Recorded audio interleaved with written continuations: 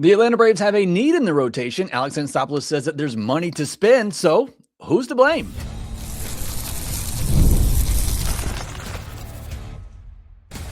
You are Locked On Braves, your daily Atlanta Braves podcast, part of the Locked On Podcast Network, your team every day. Hey, and welcome back to Locked On Braves, part of Locked On Sports Atlanta, where we cover your favorite Atlanta sports teams each and every day. We're also part of the Locked On Podcast Network, the #1 sports podcast network. I am your host, Jake Mastroianni. I've been covering the Atlanta Braves in both written and podcast form for over 10 years now. And once again, this is Locked On Braves, your daily connection to all things Atlanta Braves. And on today's weekly mailbag episode, we got a lot of questions about the rotation, about starting pitching, and why Alex hasn't made a move, even though he says that there is money out there to make a move. A lot of questions surrounding the starting rotation and the fallout of the Schwellenbach injury news and failing to sign Chris Bassitt. So a ton of questions to get to on today's mailbag episode, but some outside of the pitching as well, some on Platoon bats and other questions that we have. So a lot to answer, about 20 questions to get into on today's mailbag episode, which is brought to you by FanDuel. The winter games are on, and there's no better way to follow them than a bet on FanDuel. FanDuel, play your game. All right, so getting straight into the questions, and in the survey, thank you so much. So many of you have filled out the survey at this point. If you haven't already, I'll put it in the show notes down below. If you would go click on that link to fill out a survey, but many of you asked that I put a little bit more thought into answering these mailbag questions instead of just answering them on the fly here live. And so I've done that this week. I've gone through every question. I'm going to pop them up on the screen if you're here with me on YouTube, and we'll go through these questions together. The first one here from Dustin Amounts, who says, what do you take from AA today saying money wasn't an issue for a playoff starter, that just no deals came together? I have a lot of thoughts and opinions on this. I want to do a bonus episode. We probably will do another episode today, although I want to continue to watch as much college baseball as I can today. But we probably will do a follow-up episode today on AA's comments and some of the news from the day that I'm probably not going to get to in this episode just because we got so many great questions to get to and to answer. This comment infuriates me, like makes me so angry to read. And it's the same line that we've gotten from AA for a while now, that the money is there to spend, the deal's just not coming together. Okay, my man, the money is there, then why are you not making these moves? Like, this is my frustration with Alex Anthopoulos, and it has been for a while now. I've talked about this for years now, that I'm afraid we're going to look back at the run with this core and say that if they don't win again, I'm afraid we're going to look back at this run and say that part of the reason they didn't win is because your GM was unwilling to take the risk to put this team over the top. And that's what this comment says to me. It says that I'm too afraid of giving a pitcher $30 million a year, even though it might lead to a better rotation. I'm afraid of the risk of giving somebody more than $22 million a year. I'm afraid to pay or give up, in terms of prospects, what it takes to get that star level player. I'm afraid of what will happen. And this is my biggest frustration with Alex Anthopoulos as a GM. Fantastic job of building this core, putting this group together that can contend for years. And they have contended for years, and I'm hopeful they can still continue to contend for more years with this core. But you did a great job of building this group, and then you just kind of set back and didn't really do anything else to build upon that. And you haven't had the farm system to really come in and build that up as well, although they've done a great job of building, talents like a Michael Harris and Spencer Strider and Schwellenbach and Drake Baldwin. But it's just, even more so than that, I didn't really want to focus on the prospect side of it too much. It's just the unwillingness to take a big risk in free agency or trade to go out. Look, I agree 100% with what he is saying here. I agree. I would love to get a frontline rotation starter.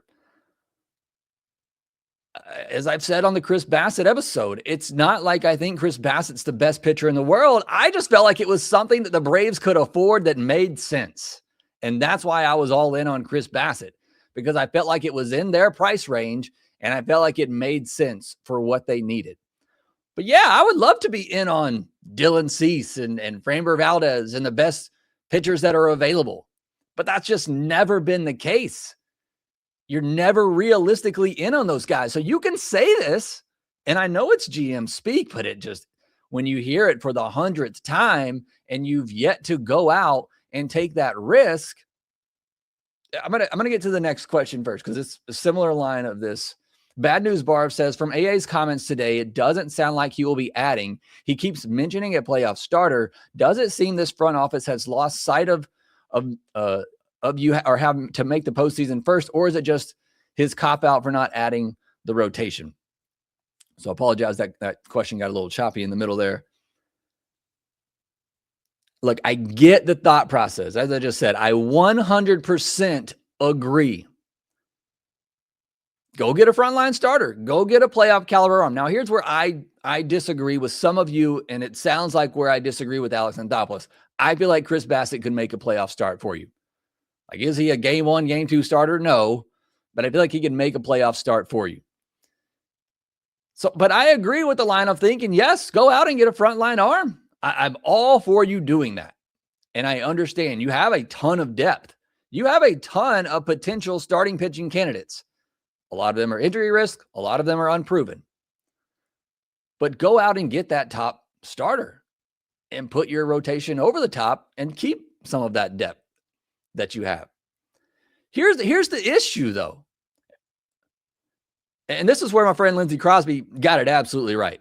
He did a short, I think it was in his full episode too, talking about, AA's unwillingness to go over that $22 million threshold. Basically what it comes down to is he is waiting for another Chris Sale to fall in his lap. That is what he's waiting on, that bargain to fall in his lap, where you have a team that's ready to give up on somebody has top of the rotation caliber type of arm for basically nothing. No offense to Vaughn Grissom. That's what he's waiting on. And those deals just don't come along very often. They don't happen very often. That was a unique situation that you were able to land Chris Sale, who was coming off years of injuries, and the Red Sox were just willing to part ways. That doesn't happen very often. You cannot wait on that discount move to happen. At some point, you have to be willing to go out there and take that big risk if you really want that frontline arm. And that's what drives me insane. And maybe AA is just fronting for his bosses and saying that he has the money. But if you're going to continually say, I have the money, we just couldn't figure out a deal that works. What you're saying is, we have the money, I'm just not willing to spend that much. I'm not willing to take that risk. And I can't hear it anymore. Like, that comment, just on top of what's already been a frustrating week with the injury to Schwellenbach, with not going out and getting a Chris Bassitt after the injury news on Schwellenbach when he was still available, and you still didn't make that move happen, and what seemed like a relatively good deal money-wise. And then to hear this comment, we have the money, we just haven't had a deal come together. It was the final straw in what has been a frustrating week. And to hear your GM say that,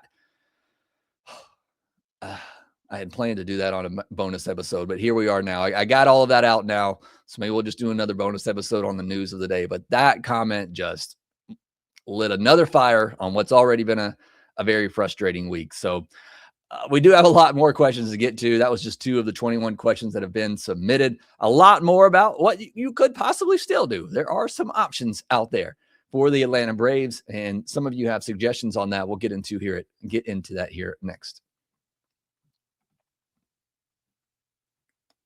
The Winter Games are officially here, and if you're anything like us, you're locking in for events you only get to see on the biggest stage every 4 years, and that's why following the Winter Games on FanDuel just makes sense. From medal counts to individual events to finding your angle on the sport you care about the most, FanDuel gives you more ways to stay connected to the action. You have curling that I know everybody is locked in on. I enjoy the hockey. It's my favorite winter games event, but whatever it may be, you can see all of it there at FanDuel.com. But if you're geared up for the baseball season like I am, they have the World Series odds out there. The Braves are slipping.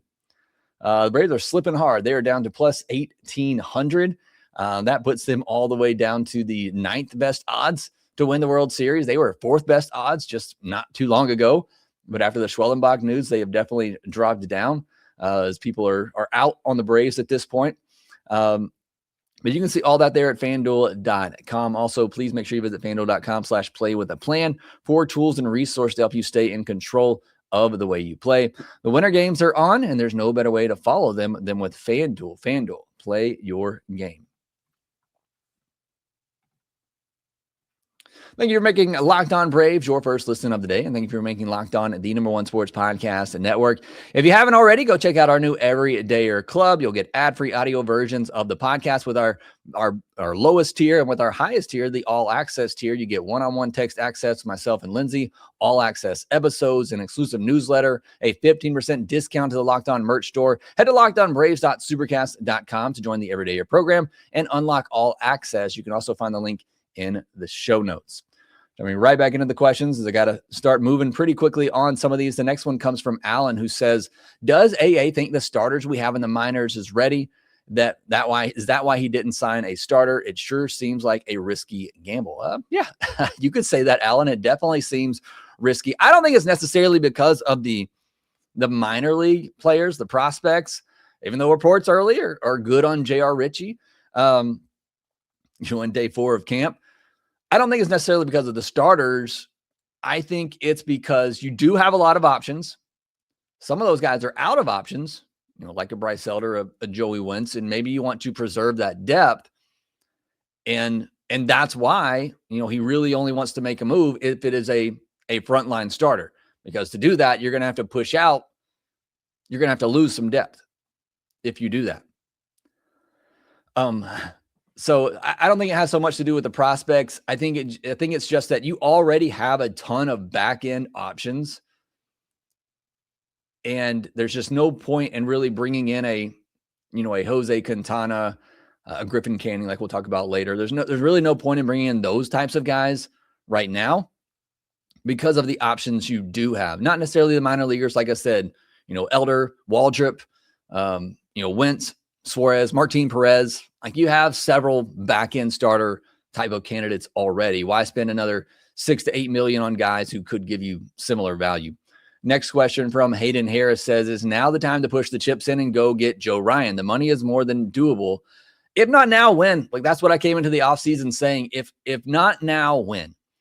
After an offseason where you hardly did anything, after a year in which you won just 76 games, now just felt like the time to push the chips in.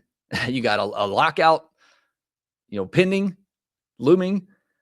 If not now, when? When are you going to take that risk? It doesn't seem like it's going to be now. Ryan is only making $6.1 million in 2026, but then is likely a free agent. So you're most likely giving up a solid prospect or two for a rental. And I just don't know what the Twins are doing. And I don't think the Twins know what they're doing. So I don't know how available any of those guys are. Ecuadorman says, what do you think of Griffin Canning as a replacement for Schwellenbach? Is he on par with Giolito or Gallen, in your opinion? And if so, what do you think it would cost? Last I read on Griffin Canning was that he might not even be ready for opening day. I think the Braves already have similar guys. He fits that mold that I was talking about a minute ago. I think he could give you similar back of the rotation production like an Elder, a Waldrep, a Wentz, a Martin Perez can already. So why give up $6-7 million for Griffin Canning and a guy that is coming off an Achilles injury? We've already been through that with Soroka and how difficult that can be coming back from, and a guy that we don't even know is going to be ready for opening day. So it just doesn't make any sense to me to go after Griffin Canning. Hayden Harris says, which of the two Zacs, Zac Gallen, Zach Littell, would you rather have? Littell feels like a Braves move. I think both guys could give you similar production. I think both guys could give you a high 3s ERA this year. I think Gallen has the best shot of being a playoff caliber starter. And so, not considering cost and the pick that you would have to give up for Gallen, I think Gallen is the one that I would take because I think there's more upside and there's more of a possibility of him being a playoff starter. But I think over the course of the regular season, I can see both guys giving you similar value, and Littell's not going to cost as much. But again, if it just money aside, giving up the 26th overall pick aside, Gallen is the one that I would still prefer there. But I could see, because of the money and because of giving up the pick, why Littell makes more sense in that scenario. Calvin Venner says, do you think that the progress of Waldrep and Ritchie is why AA might be being hesitant to add a starter? Those guys could possibly give the same performance of a Bassitt, Gallen, Giolito for the 10th of a cost. Here's my thing. I was already counting on, like, you're already counting on having to use Waldrep and Ritchie at some point. Like, it might not be to begin the year, but at some point this season, you're going to have to use Waldrep and Ritchie. Like, those are already baked into the equation for me. Adding another starter is just providing yourself more depth because you know you're going to need it at some point. So, yeah, Waldrep could be great. Like, he maybe will be the 5th starter to begin the year. I think there's a good chance that he could beat out Bryce Elder in spring training. It was day 2, but the reports from our guy Chad Bishop said that Waldrep stuff looked electric. There's a real chance that Waldrep just is in the opening day rotation anyway. Again, I was already counting on those guys being contributors at some point this season. But I think you still, I think you need more than that. And I don't know that that's necessarily a reason to not go out and add another starter. Zach Blackerby says, Jake, not the Zach Blackerby, by the way. I want to be clear here, host of Locked on Auburn. But his burner account here says, Jake, honestly, do you think AA fumbled the Bassitt deal? If so, who overlooks the GM and can start having those calls to remove him? What does the market look like for a GM replacing him? Secondly, what are you looking for from Auburn baseball this weekend? I'm expecting Auburn baseball to score 50 runs on Youngstown. I'm really excited about that offense. So that's my expectation there. You can't replace the GM in February, March. And I'm not calling for AA to be removed. I want to be very clear of that.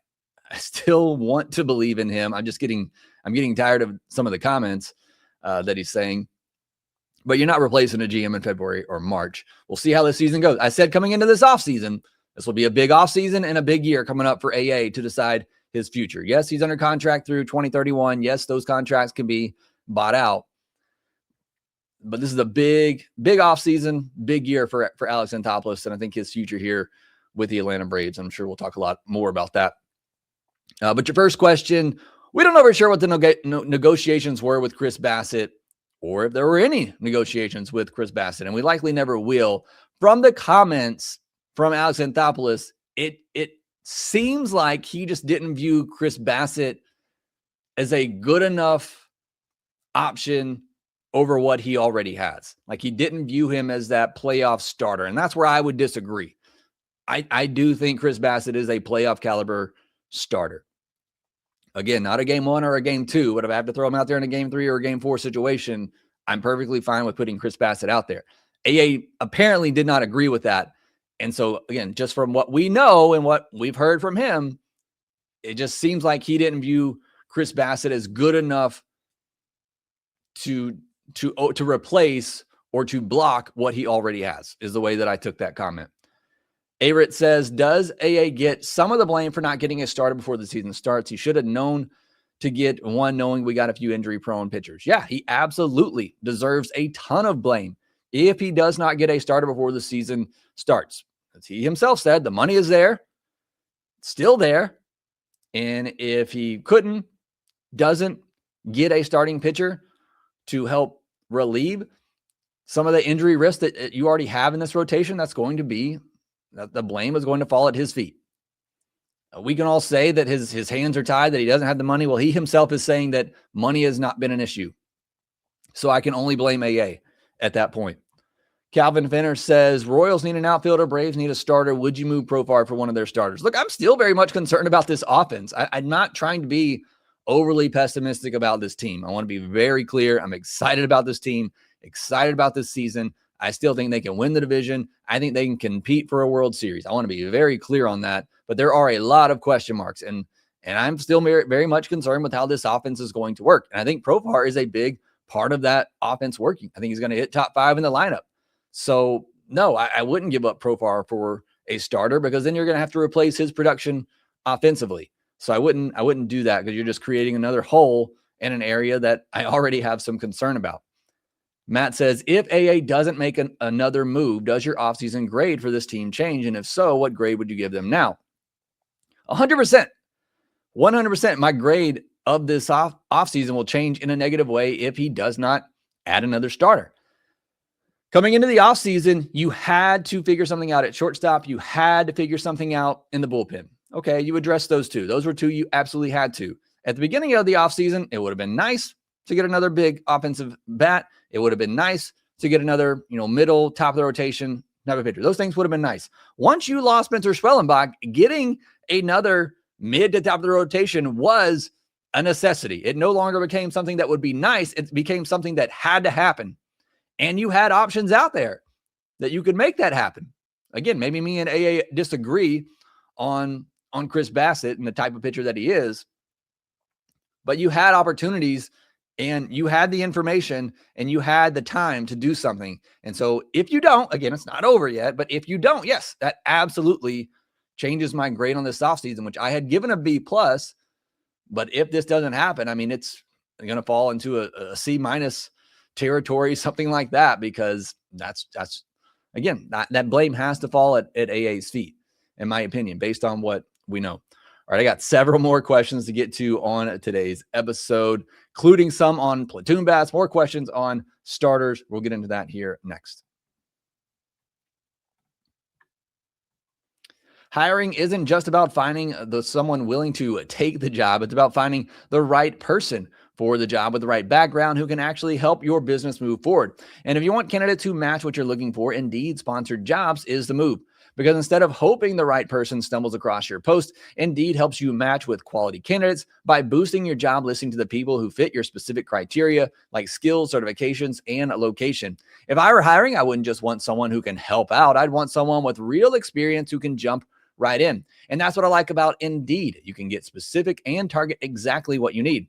And here's a stat that says it all. In the minute that I've been talking to you, companies like yours made 27 hires on Indeed, according to Indeed data worldwide. So if you're hiring, spend less time searching and more time interviewing candidates who check all of your boxes with Indeed sponsored jobs. Listeners of this show will get a $75 sponsored job credit to help get you your job premium status it deserves at Indeed.com/podcast. That's Indeed.com/podcast. Terms and conditions apply. Hiring, do it the right way with Indeed. All right, getting back into our questions. The next one from Chris Birdsall has several here. It says, 1, any chance in a miracle that AA finds a starter? I mean, there's always a chance, but my trust in AA is definitely waning at the moment. But there's certainly a chance, and I'll give him that until the day the season starts. Number 2, who do all the experts in the chat think they are? Why do all the experts in the chat think they are doctors and Schwellenbach will be back this year? Because Google AI exists, and it tells us that he could possibly get back this season. Now, as I've said, I'm at this point not counting on much from Spencer Schwellenbach. You get him back and he's Spencer Schwellenbach, then fantastic. But I am navigating at this point like I'm not getting anything from Spencer Schwellenbach or Joe Jimenez. Best case scenario, Schwellenbach's back in 4 to 6 months. At that point, things are going to be drastically different. So you cannot navigate as if, I can't go get a starter because I'm going to get Schwellenbach back this year. And then a couple other questions from Chris, who says, right-handed platoon bat, or are we out of money? According to AA, we're not out of money. That's not an issue, but the options are limited. You're talking about, at least on the free agent market, Starling Marte, Andrew McCutchen, Castellanos is available now. That would be pretty funny. Tommy Pham, Randall Ritchie. So there are some free agents out there and some options, but none of those guys, obviously are too exciting, but we are talking about a right-handed, bench bat. And then number 4, who are your starting 5 right now? It has to be Sell, Strider, Lopez, Holmes, and then either Elder or Waldrep, whoever wins out of spring training. Or if both guys are throwing well, maybe you do go with a 6-man rotation for a little while, because you're not getting 130 and 150 innings from Lopez and Holmes. You just aren't. Like, you're going to have to skip those guys at some point, and that's if they stay healthy all year. It's just, again, it's the frustration with this rotation, just knowing that, one, those guys aren't going to be able to give you a full season workload, even if they are healthy all year. And number two, they're probably not going to be healthy all year. Next question from Kathy G says, one, I keep seeing people ask for another bat to platoon with Yastrzemski. What are you doing with Profar in that case, especially once Murphy is back? And number two, sock, shoe, or sock, shoe. That's my psycho test. Well, I am sock, shoe. So hopefully I passed your test there. As far as the first part of it, I thought Matt Olsonsberner did a great job explaining and answering your question for me in the comments. I pretty much agree with everything that he said there, which what he did talk about is right now you don't have a platoon. With Murphy out, Jonah Heim is probably your platoon with Yastrzemski in the DH spot. So at the moment, you don't even really have a platoon, and you're not starting Yastrzemski against left-handed pitchers. So, that answer isn't really even there at the moment. And even when Murphy returns, how reliable is he as a hitter? How much are you going to be counting on that? And as I talked about the other day, the Braves just don't really have a great pinch hitter off the bench. So just having another solid batter off the bench, a professional hitter, seems like a need, in my opinion. Calvin at McDonald says, on an Insiders pod, Lindsey and yourself played a game of future rotation for the Braves. On that same note, who do you think will be starting shortstop in 2028 from the current prospects in the system? I'm really coming around on John Hill, but he still has a lot to prove. And if I had to guess right now, he would be my starting shortstop in 2028. I'm excited to see what he can do in camp and how much of a look he gets. He's obviously the closest one. But as I said, there's still some questions that he needs to answer. I'm not a huge believer in Alex López. I do think he has the glove. I'm a believer in the glove. But he's got to figure out the strikeouts and cut down on the swing and miss, especially when he gets to the higher levels. And if that were to happen, he's somebody as a college player that could move pretty quickly. But if I had to bet right now, it would be John Hill. Dr. MJF says, hey, Jay, before we lost Schwellenbach, I figured we need at least one starter. Now we need to add 2 additional starters. How hard is it going to be to make a trade for one starter and maybe grab a free agent starter this close to the start of the season? Very difficult. Teams now know you're desperate. And I shouldn't say the Braves are desperate. I mean, they have options. It's just the options that they have are either injury prone or unproven yet. But teams know at this point, you're really looking to replace Schwellenbach. And so they're going to raise their prices in trades and signing free agents late in spring training. The later and later that it gets, we're not to that point yet. It just never seems to work out. So you're running out of time to really make something happen. PJ's Brave says, Jake, can you please make it all make sense? On a more serious note, can you explain Riley's comments about what he and Hires saw on video that negatively impacted his swing the past 2 seasons and how you fix it? Thanks for the great content. So Riley pointed out that he has a hip slide, and that's been impacting his timing, which makes a ton of sense to me. And this is an answer that I got from Google, but it explains exactly what I wanted to say. It just puts it in a much better, explains it in a much better way. So the baseball hip slide is a lateral forward movement of the hips toward the pitcher during the stride, often used to improve timing against high velocity pitching. While it can aid timing with a minimal stride, excessive sliding often causes a lockup or the hitter drifts too far forward, resulting in weak contact, poor rotation, and lost power. So what this means and what it's, when I can't tell you, demonstrate it here, but when the pitcher's arms go back, normally as a hitter, you go back and then you're going to slide forward as you go into the pitch. And the longer you slide, the more you drift, which is what Riley's talking about, the more your timing is going to be off. That's why you'll see many hitters in 2-strike situations. They're not going to have any stride at all. They're going to shorten up. There's not going to be much hip slide. And you're just going to see all upper body, all hands going at the baseball. What Riley's been dealing with, what it sounds like he's been dealing with, is that hip movement is moving too much. There's too much hip sliding, too much movement going forward, and it is throwing off his timing, which makes a lot of sense with what else I see. And I know in the article from Lindsay, he pointed out the impact that it's had against off-speed pitches. In my breakdown that I did of Austin Riley the other week, the biggest thing that I took away from that was the four-seamers. And there has clearly been a timing issue with four-seamers. Last year, he hit just 238 against four-seamers. In 2024, it was obvious that there was a timing issue there. He hit just 172 against the pitch you're going to see most often in four-seamers. From 21 to 23, he hit 314, 270, 247. So he's actually been trending down for a while now on four-seam fastballs. The Braves as a team hit 261 against four-seamers last year, which was 16th best. So middle of the pack is 261 average. Austin Riley hit 238 against them last year, 238 last year, 172 the year before that, and 147 the year before that. So we've seen, I've talked about how the offense has been trending down for Riley for 4 years now. Looking at this, hearing what Riley is talking about, the timing issue, it makes a ton of sense to me why we've seen him missing those four-seam fastballs because of this timing issue and the hip movement that he's talking about, that, you know, getting that front foot down, that hip movement just going too far out front, and he's not being able to be on time with the fastball. Yes, it's going to hurt him on off-speed pitches too, but again, the bigger key for me is him not having the timing on those four-seam fastballs. So if he can get that addressed, it could go a long way in helping Riley figure things out here. All right, I'm sorry. I got several questions that I wasn't able to get to. We'll have to do another episode, and I'll address some of the other questions that I didn't answer. Also want to get into some of AA's comments from Friday and some of the news of the day. So we'll have another bonus episode coming out later Friday night, so look out for that. But that will do it for this episode of Locked On Braves. Thanks so much for joining me today. Thanks so much for making Locked On Braves your first listen of the day. You can follow me on social media at shortstopball, the podcast at LockedOn_Braves. We're also on Instagram, TikTok, wherever you get on your social medias, we are there. Make sure you subscribe on YouTube. If you're new, hit that thumbs up button, leave a comment down below.